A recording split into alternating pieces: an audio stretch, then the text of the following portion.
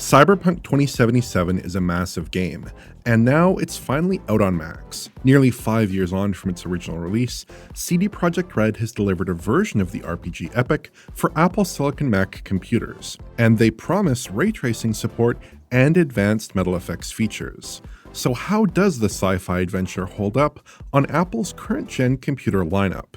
And what should gamers expect in performance and stability?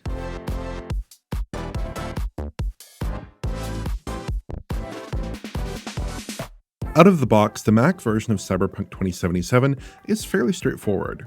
The game boots without issue on my M4 Max MacBook Pro, and it presents a settings menu that is essentially identical to the PC version of the game.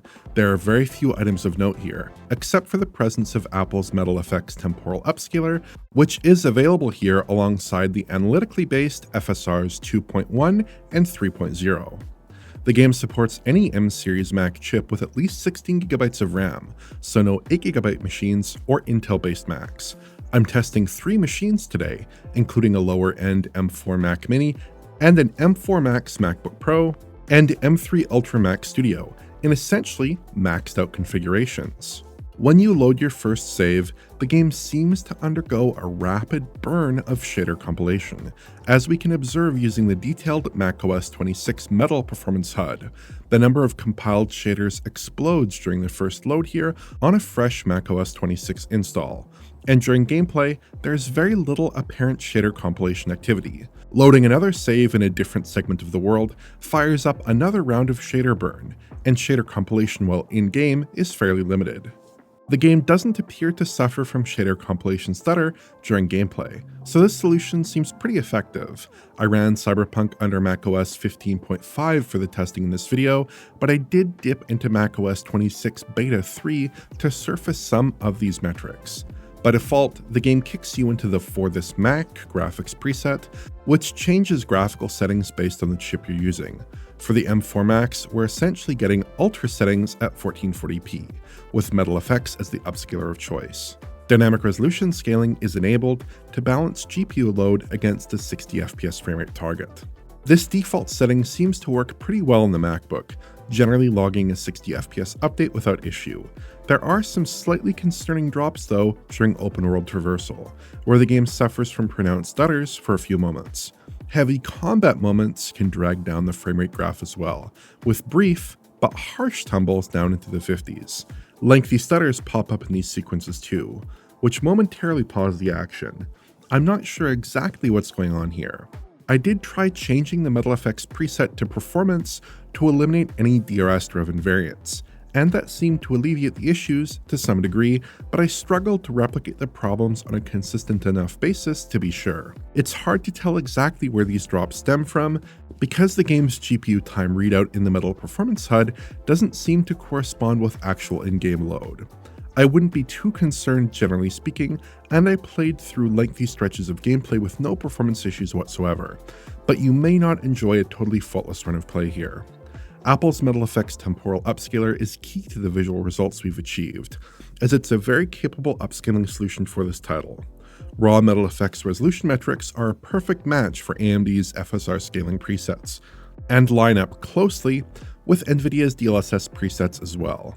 Using MetalFX with DRS appears to expose a wider range compared to the presets, with a floor at 50% axis res and a ceiling at 80% axis res in my testing at 1440p. If we compare MetalFX down the preset ladder, we're looking at a near doubling of performance going from native 4K with TAA to MetalFX quality, with the performance preset yielding about a 130% bump in frame rates. 1440p carries somewhat less compelling boosts, topping out at roughly double the performance with the largest scaling factor. MetalFX should yield some satisfying outcomes here, especially towards the higher end of the resolution range. Image quality comparisons prove quite compelling for MetalFX. FSR3 is easily conquered here at 1440p resolution with performance mode upscaling, with less troublesome breakup and disocclusion when propelled forward through the environment. Curiously though, it actually compares somewhat favorably to Transformer model DLSS on PC, producing a more stable, though softer, image in this driving sequence. Slower traversal, though, exposes more of that MetalFX softness, and shimmering issues tend to be fairly obvious on both machines. Our prior tests found that MetalFX is competitive with PC ML-based upscalers, and that trend is broadly holding true here. Unfortunately, that isn't quite true when the game's lighting is path traced. RT Overdrive tends to be pretty messy using MetalFX on our MacBook, while DLSS 4 ray reconstruction manages to clean up the image effectively. The splotchy, shimmery reflections on the lobby floor in this shot reflect the disadvantage Macs have without a ray reconstruction alternative. Image quality with ray reconstruction isn't perfect, but it's a far cry from the super resolution only solutions we would otherwise use. Apple is set to debut the MetalFX denoised upscaler in macOS 26 later this year, which replaces hand-tuned denoisers with one machine learning-based denoising pass. This will hopefully produce a more competitive visual result with the likes of DLSS ray reconstruction, with which it shares a range of common inputs. The Mac version of Cyberpunk is a pretty solid experience on the MacBook Pro I've been testing so far, in ways that aren't strictly performance-driven. HDR on the internal display, for instance, looks highly impactful with searing bright highlights and dimmed blacks. macOS does a superb job integrating HDR and SDR content in the same interface, something Windows doesn't really even attempt to manage. So Cyberpunk can operate in HDR, while the rest of the OS looks perfectly fine mapped within a more limited, dimmer luminance space.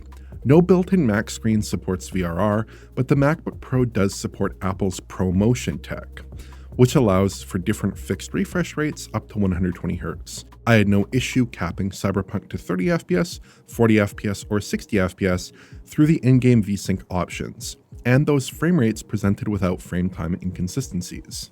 Battery life on the MacBook Pro was pretty solid for a laptop under heavy gaming load, running for about an hour and 18 minutes on the default for this Mac settings with HDR enabled at max display brightness. That's a good result for a gaming laptop running at essentially full tilt. Most gaming laptops can't even supply full power to their GPU and CPU under battery, but the MacBook fully maintains its performance level whether connected to the mains or running solo. That's driven by the impressive efficiency of Apple's SoCs. Under load, we're pulling about 55 watts at peak for the CPU, GPU, and Apple Neural Engine combined. It would be interesting to see these figures compared against AMD's Strix Halo, which adopts a similar power-sipping system-on-a-chip design. Apple is packing a 99.6 watt-hour battery that's calibrated right to the FAA 100 watt-hour limit, so this is about as good as it gets for Mac staying power. Cyberpunk on the Mac also packs support for Apple's spatial audio with head tracking tech, which is exclusive to Apple's AirPods headphones and earphones, though I didn't have the opportunity to give this a try. As an overall experience on a high-end Mac, I'm pretty satisfied with Cyberpunk 2077. It's a well-done port that doesn't step into prior Mac port pitfalls, and it comes packed with plenty of Apple-specific technology to justify its place on the Mac platform. But we do need to test performance a little more thoroughly to see how Apple's Macs fare against popular PC chips in the Windows ecosystem. We have 3 Macs to test today, 2 representing the high end of Apple's current gen offerings, and 1 more characteristic of its lower end parts. The M4 Max and M3 Ultra in the MacBook Pro and Mac Studio are those higher end chips, and the M3 Ultra ends up beating its weaker counterpart by 35% to 41% in these tests across Ultra settings and RT Overdrive, falling to about 23% in Ultra RT. Despite its name, the M3 Ultra was actually introduced after the M4 Max and consists of 2 M3 Max chips connected over a silicon interposer. Apple has indicated they may be skipping an Ultra chip for the M4 generation, so this is probably going to stand as the fastest Apple chip available for some time to come. If we add the Mac Mini to the mix, we're logging a performance level that is very good for an iGPU, but is a small fraction of the throughput of the larger chips. The Mac Mini has about a quarter of the M4 Max's GPU resources and comes in at about a quarter of its frame rate in these tests. The M4 Max MacBook Pro's closest PC competition in this game is probably the RTX 4060, which trades blows with it in our raster-only ultra benchmarking.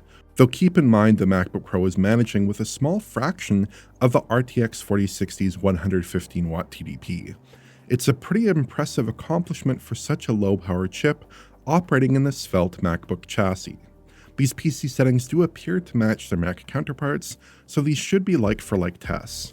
When we dial in ray tracing though, the M4 Max starts to trail the RTX 4060 a little bit. It's not a huge deficit, but it is noticeable. M3 Ultra falls somewhere between the 4060 and 5060 Ti in matched raster tests at ultra settings, closer to the 4060, but still straddling the two cards. But when we throw ray tracing into the mix, it drops a little again and falls into lockstep with the 4060. This is a pretty comfortable level of performance for rasterized Cyberpunk, and I wouldn't expect any real issues with reasonable settings. The Mac Mini proves a bit of a trickier prospect. Measured against a relatively weak modern discrete GPU, the AMD RX 6600, it falls substantially behind. The difference between the cards is actually a bit larger with ray tracing, which perhaps suggests a persistent macOS deficit here, given the relative weakness of RDNA 2's RT acceleration. But compared to something like a Steam Deck, which has integrated graphics and is more in line with the power consumption of an M4 chip, the M4 scores a superior result, with 47% better performance in this raster benchmark. Your point of reference matters a lot here, but compared to most PC integrated graphics, I suspect the M4 will fare just fine.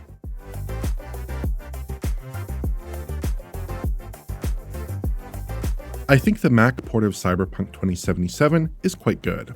Barring some hard to reproduce initial hitches, it runs smoothly, is easy to understand and configure, and supports key Apple tech like MetalFX upscaling. This is definitely one of the best AAA ports to macOS I've seen. Evaluating the PC performance comparison is a little tricky. In a lot of benchmarks, higher-end Mac GPU hardware lands somewhere around the 70 series NVIDIA products, sometimes even reaching the 80 series chips. That's especially true in productivity tasks, or in more synthetic rendering tests, but performance in actual retail games tends to slip a little, often closer to lower-end desktop kit and mid-range laptop parts. This is something I hope to test more thoroughly in the near future. But relative to PC parts, power efficiency is highly impressive, and Mac hardware can squeeze into relatively slim enclosures, with minimal thermal load and fan noise. Getting full performance on battery and well over an hour of gaming time under load at max brightness is something the MacBook Pro can deliver, and most gaming laptops can't. Plus, the Mac carries a console-like simplicity that is reassuring. There are no driver updates to contend with, there's no need to worry about some obscure parts combination that could cause headaches, and Macs have high-quality built-in displays that are perfectly calibrated to the needs of the operating system and games. Apple eliminates a lot of the troubleshooting that Windows PC users are probably used to, which leaves more time to actually enjoy software. So I'm relatively pleased with the overall experience of playing Cyberpunk 2077 on Macs. If you have the kit, this is a pretty solid iteration of Cyberpunk. If you enjoyed this video, please like, subscribe, and press the bell for YouTube notifications. Check out the Patreon at digitalfoundry.net for exclusive and early access content, and to get in touch, use social media. Thanks for watching.